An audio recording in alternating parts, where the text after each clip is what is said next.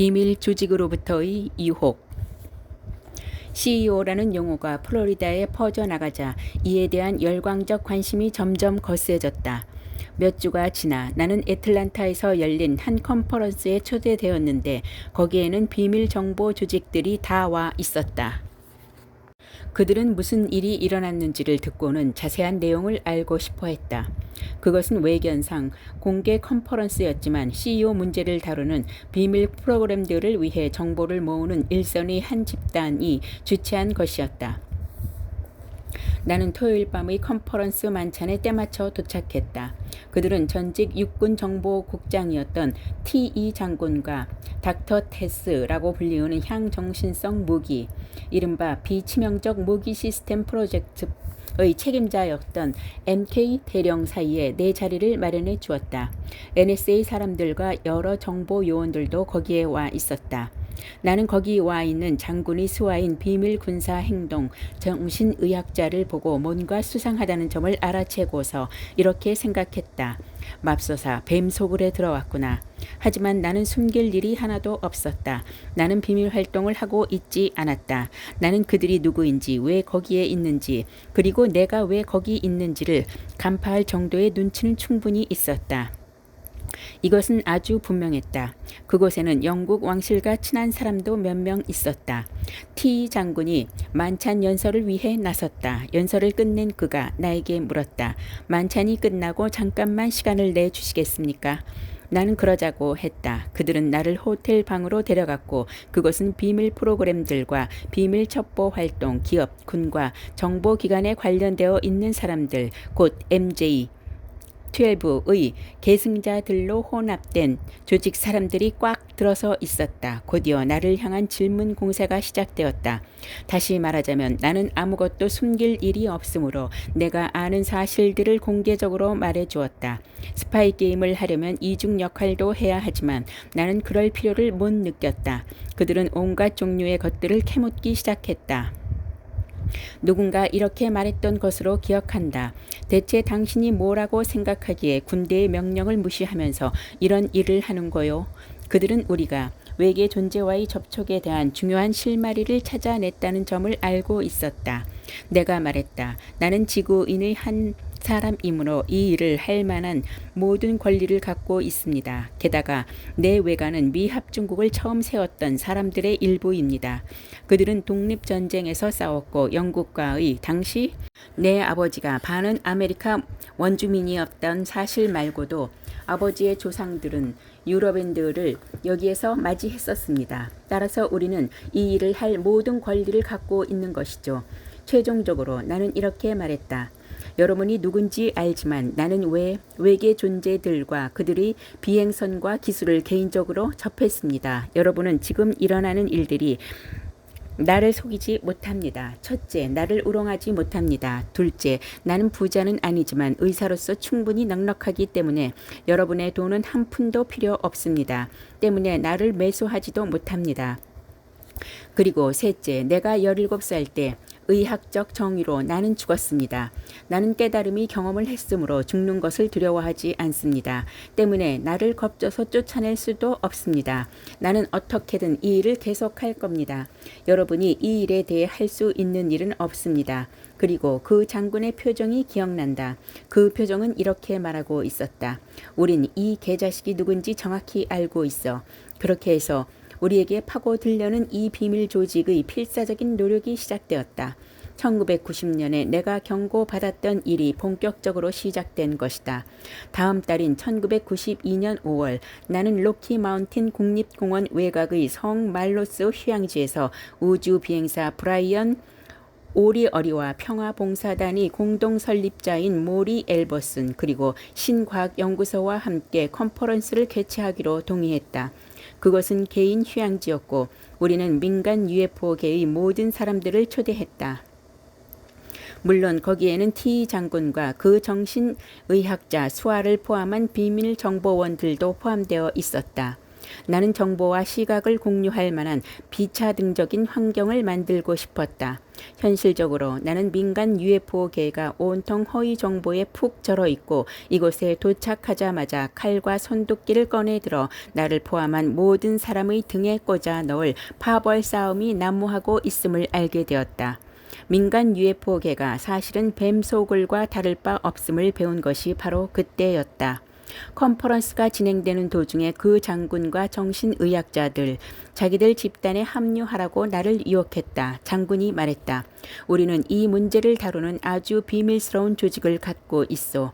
이 말은 초특급 비밀 조직이 있음을 함축한다. 나는 그의 말뜻을 알았다. 당신의 조직을 우리에게 합병시키기만 한다면 당신은 많은 도움과 권력을 갖게 되는 것은 물론 꿈에서나 보았을 기술들에 접근할 수 있을 것이오. 감사하지만 사양하겠습니다. 그런 건 필요 없습니다. 저번에 분명히 말씀드린 것 같은데요. 하지만 그는 계속 나를 설득하려 했다.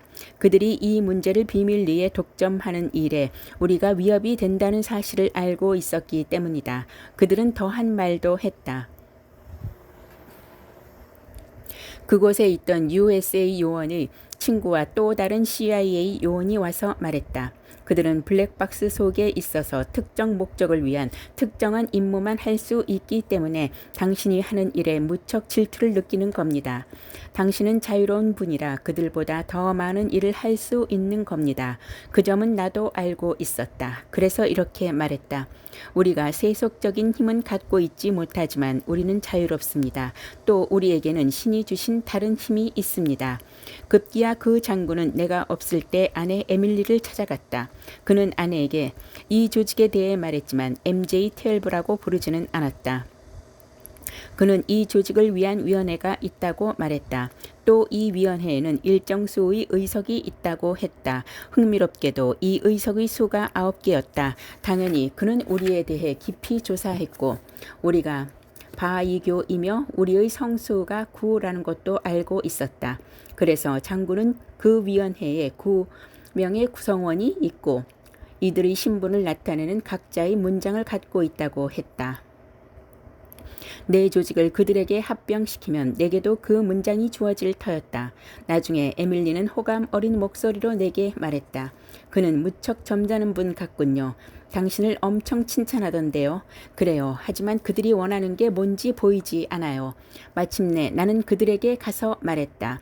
확실히 해두겠습니다. 나는 아무데도 얽매이지 않은 독립적인 사람입니다. 그래서 이 일을 개인적이고 청렴하게 원래 의도했던 목적대로 계속해 나가겠습니다. 아무리 꼬드겨도 아무리 많은 돈과 권력을 준다 해도 결코 변하지 않을 겁니다. 한편 T 장군은 아주 젊을 때부터 이 비밀 프로젝트들에 참여해 왔다. 나는 독자적인 경로를 통해 이 사실을 확인했다. 그는 은퇴하기 전에 육군정보국장이었다. 그러나 자신이 은퇴했노라고 사람들에게 말하고 다녔다. 하지만 그들은 관에 들어갈 때까지는 결코 은퇴하지 않는다. 나는 1960년대에 UFO를 추격하여 그들을 촬영하는 특수 임무를 수행했던 한 공군 조종사를 만났다. 그는 승무원들이 일단 UFO를 만나고 나면 그들은 나뉘어서 여기저기 새로운 직위로 보내지지만 그것에 관한 모든 정보는 곧장 한 사람에게로 보내진다고 말했다. 절대로 들어본 적이 없을 거라며 말해준 그 사람은 바로 T 장군이었다. 이 이야기를 듣고 나는 웃었다. 그 사람 나도 잘 알아요. 장군의 제의를 거절하고 나서 채 한 달이 지나지 않아 인터넷에 웹사이트를 만들어지더니 나를 공격하는 내용을 담은 정보들이 유포되기 시작했다. 그것들은 민간 UFO계와 언론과 다른 모든 곳에서 파란을 일으켰다. 외계의 사악한 세력들과 교류하는 광신자라느니 사기꾼이라느니 하는 온갖 말들이 난무했다. 내가 의사가 아니었다는 거짓말도 유포시켰다. 내가 일하던 병원에까지 그들은 내가 의사 면허가 없다는 말을 퍼뜨렸다. 진짜 의사임을 보여주기 위해 나는 의사 면허와 학위까지 공개해야 했다. 심리전과 괴롭힘은 극심했고 지금까지도 계속되고 있다. 14년 동안 끈질긴 공격 공격과 인신공격, 명예훼손과 온갖 종류의 지저분한 속임수가 이어져 왔다. T 장군은 나에게 많은 사실들을 말해주었다. 예컨대 그는 화성의 표면 아래 외계 비행선과 시설들이 있으며 비밀 프로젝트들이 그 영상을 입수했다고 말했다. 또 이 비밀 프로그램들이 가진 온갖 자산들도 은밀히 말해주었는데 그것들은 외계 존재들이 수준까지 도달한 첨단 기술이었다. 내 환심을 사기 위한 그들의 노력 덕분에 나는 쓸만한 정보를 조금 모으게 되었다. 나는 이 특정 조직이 비밀 세계로부터 민간 UFO계와 연결되어 있으며 그들은 하나의 결합 집단으로서 많은 민간 UFO 프로젝트들을 꿰차고 있다는 사실을 알게 되었다. 나는 1990년에 그 변호사가 왜 나에게 독자적이고 신중하며 공적으로 행동하라고 말했는지를 그때 알았다. 나는 우리가 하는 일을 지키기 위해 바깥으로부터 침입과 그것을 파괴하려는 시도에 맞서는 한 마리 사자가 되어야 했다. 막대한 권력과 돈을 내세운 유혹 그리고 위협과 공격이 있을 터였다. 어떤 의미에서 나는 내 어린 시절과 성년 초기의 경험을 통해 단련된 일종의 전사가 되어야 했다.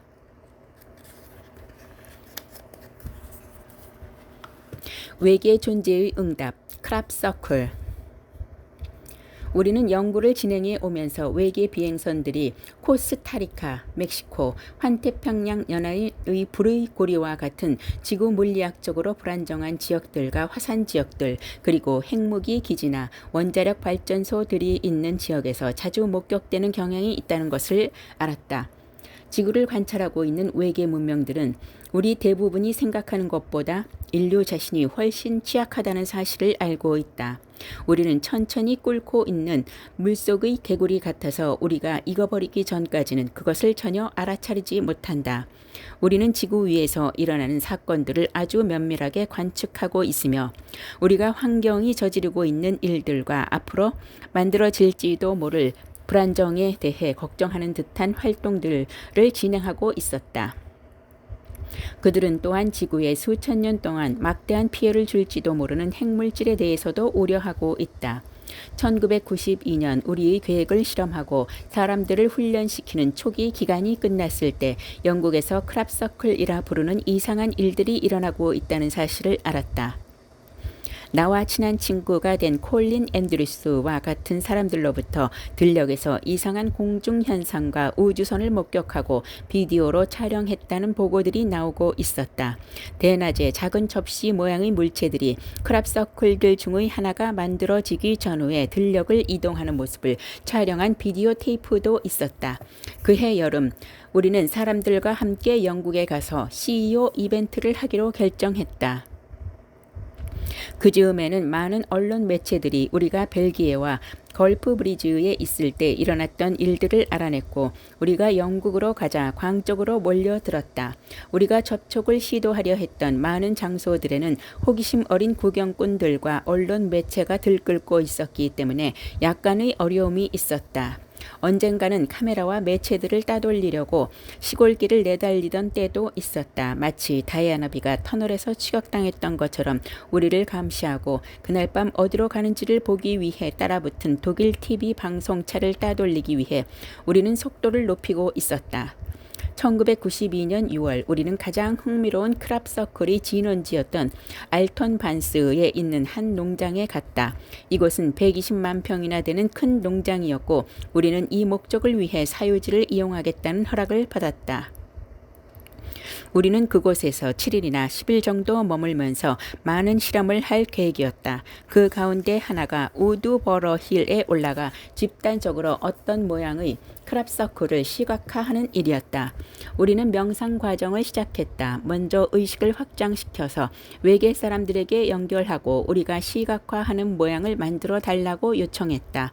그날 밤 우드버러 힐에 함께 모여 앉을 때까지는 어떤 모양을 요청할지 아직 결정하지 못했다. 마침내 우리는 지금 세티의 심벌이 된 각 꼭지점에 원이 있는 정삼각형으로 하기로 결정했다. 우리는 집단적으로 이 정확한 형태를 무한하고 우주적인 마음에게 그리고 외계 존재들에게 실어 보냈다. 다음 날 아침 우리가 보낸 바로 그 형태와 크랍서클이 우리가 있는 곳에서 그리 멀지 않은 들판에서 발견되었다.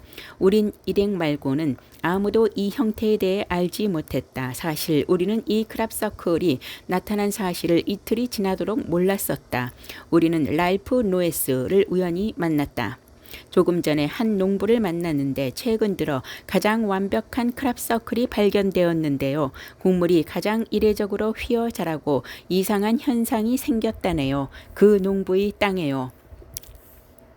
그때가 영국의 이 지역에서 드문 건기였기 때문에 농부는 전날 밤 아주 늦게까지 들에서 일했고 다음날 아침에도 무척 이른 시간에 일을 나갔다.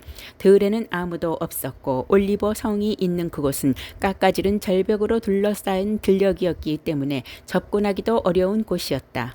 내가 물었다. 어떤 모양인데요? 노에스 씨가 대답했다. 책에 그려왔어요. 우리는 몸을 굽혀 랄프 노에스가 그려온 그림을 들여다 보았다. 바로 그날 밤 우리가 투사해 보냈던 형태 그대로였다. 곧바로 내 동료 사리 아다미약과 세티 팀의 몇몇 사람들과 함께 그 농장으로 달려갔다. 우리는 올리버 성으로 올라가서 들녘을 내려다 보았는데 그것은 마치 그 형태가 우리 마음에서 그대로 들녘으로 정확히 옮겨진 것만 같았다. 우리는 놀란 나머지 할 말을 잃었다. 나중에 우리가 알게 된 사실은 그 작물과 토양을 실제로 시험해 본 결과 식물에 전자기적인 이형이 일어났고 세포벽이 변해 있었다는 것이었다. 이 시험 결과는 과학적 관점에서 볼 때 최근의 크랍서클들 가운데서 가장 중요한 것이었음을 말해 주었다. 재미있는 점은 그곳에는 크랍서클을 연구하면서 부유한 사업가들 우리 후원을 받던 사람들이 이 흔치 않은 크랍서클에 관한 내용, 특히 그것이 어떻게 만들어졌는지를 그들이 보고서에서 삭제해버렸다는 사실이다. 여기에서도 똑같은 일이 벌어지고 있는 것이다. 스파이들이 우글거리는 이른바 민간 UFO 커뮤니티는 그해 3월에 있었던 걸프 브리즈에서의 이벤트를 지워버리고 이 일도 역시 지워버렸다. 이것은 민간 UFO 커뮤니티가 얼마나 엄격하게 통제되고 있는지 그리고 얼마나 철저히 침투되어 있는지를 보여주는 또 다른 증거였다.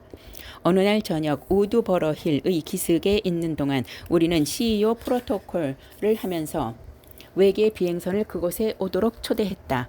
그때 우리 위 구름 속에서 반시계 방향으로 회전하는 빛들이 나타났다.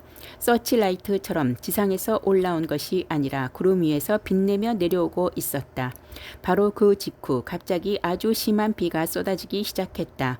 하지만 그 비는 우리가 접촉 프로토콜을 하던 작은 지역에만 내리고 있었다.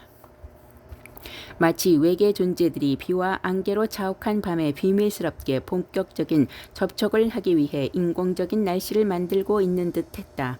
결국 비가 너무 심하게 내려서 거의 대부분의 사람들이 떠났다. 그 농장의 다른 지역에 있던 콜린 앤드리스와 그 밖의 다른 사람들 모두가 그곳을 떠났다. 우리 나머지 4명은 농장의 좁은 포장 도로로 이동했는데 차량이 한 대 지나갈 정도의 너비였다.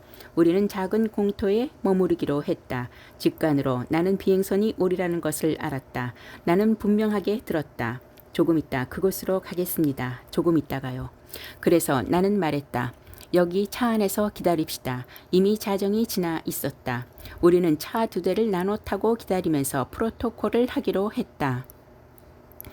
이윽고 갑자기 운전석 창문을 두드리는 소리가 들렸다. 뒷차에 타고 있던 영국인 크리스 만셸이었다. 창문을 내리자 그가 말했다. 들판에 우주선이 회전하고 있어요. 빨간 크리스마스 트리처럼요. 내가 말했다. 그래요. 내가 산타클로스예요. 나는 그가 농담하고 있다고 여겼다. 그는 말했다. 아니, 저거 봐요. 창문 너머로 그쪽을 보았을 때 나는 지름이 30m쯤 되는 우주선을 보았는데 그것은 위에 빛나는 원뿔이 달린 원반 형태였다. 원반이 가장자리에는 빨강, 초록, 파랑, 노랑의 여러 색깔의 아름다운 빛들이 회전하고 있었다. 우주선은 반시계 방향으로 회전하고 있었지만 그 빛들은 시계 방향으로도 반시계 방향으로도 서로 섞이면서 회전하고 있어서 아름답고도 굉장히 독특한 모습을 보이고 있었다. 그 빛들은 이 세상의 것이 아닌 그런 빛이었다. 그 빛의 세기와 특질은 누구도 본 적이 없을 것 같았다. 그리고 그것은 아주 가까이에 있었다. 처음에는 들판에서 조금 높이 있었지만 지면 위 3미터 정도까지 내려왔고 우리와는 불과 100미터도 안 되는 거리였다. 우리는 차에서 내려 외계 존재와의 접촉 모드로 들어갔다. 그러나 나와 함께 있던 여성이 완전히 겁에 질려 안절부절 못하는 상태가 되었다. 유감스럽게도 나는 이런 종류의 이벤트를 위해서라면 사람들이 정말로 준비될 필요가 있다는 것을 새삼 알게 되었다. 그녀의 공포는 부분적으로 우리가 가진 나침판의 바늘이 우주선처럼 시계 반대 방향으로 돌 정도로 우리가 거대한 우주선과 가까이 있기 때문이기도 했다. 나침판 바늘의 자기장이 실제로 자북에서 벗어나 반시계 방향으로 돌고 있었다. 이 우주선의 전자기적인 영향으로 인해 우리의 머리카락에 약한 정전기가 생겨서 곤두서기도 했다. 이상할 정도로 들판은 고요해서 우주선에 타고 있는 존재들이 의식의 현존을 느낄 정도였다. 정말 놀라운 경험이었다. 이 시점에서 나는 서치라이트로 우주선에 신호를 보내자고 했고 우리가 그렇게 하자 우주선은 더 가까이 다가와서 신호를 보내왔다. 그러자 이 여성은 심한 히스테리 상태가 되면서 외쳤다. 제발 그러지 말아요. 이러려고 우리가 여기가 왔잖아요. 정말로 그들이 올 거라고는 생각 안 했어요. 그럼 여기 왜 왔어요? 이게 장난이라고 생각해요? 그녀는 우리가 아마도 멀리서 목격만 할 것이라고 생각했던 모양이다. 하지만 이것은 정말로 근접조우였고 그녀는 우리가 그들에게 접촉했기 때문에 그들이 거기 왔음을 알았고 그들이 우리와 신호를 주고받고 있음을 알았다. 함께 있던 크리스 만셀과 네덜란드 여성은 무척 침착하고 이완되어 있었다. 그러나 이 여성은 혼자 겁에 질려 있었다. 그녀의 두려움이 극에 달하는 순간 우주선은 다가오기를 멈추더니 천천히 뒤로 물러났다. 비록 우리에게 아무런 위협을 주지는 않았지만 그들은 누군가를 두려워하는 것을 알았고 온화하게 천천히 물러섰다. 그러더니 위로 서서히 올라가서 안개와 구름 속으로 올라갔다. 우리는 머리 위 구름 속에 머물러 있는 우주선을 보았다.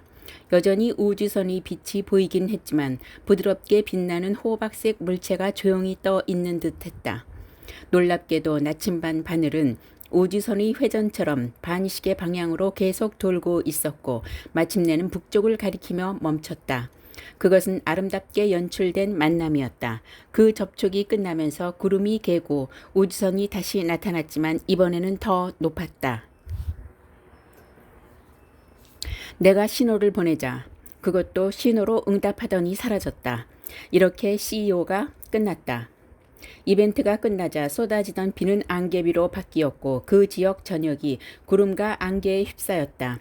콜린 앤드리스는 도로로 올라가 떠나자마자 그 밖의 길은 말라 있었다고 말해주었다. 나는 그 우주선에 앞서 농장 위 구름 속에서 빙빙 돌고 있던 빛이 그 이벤트가 비밀스럽게 이루어지도록 날씨를 변화시키고 있었다고 믿는다.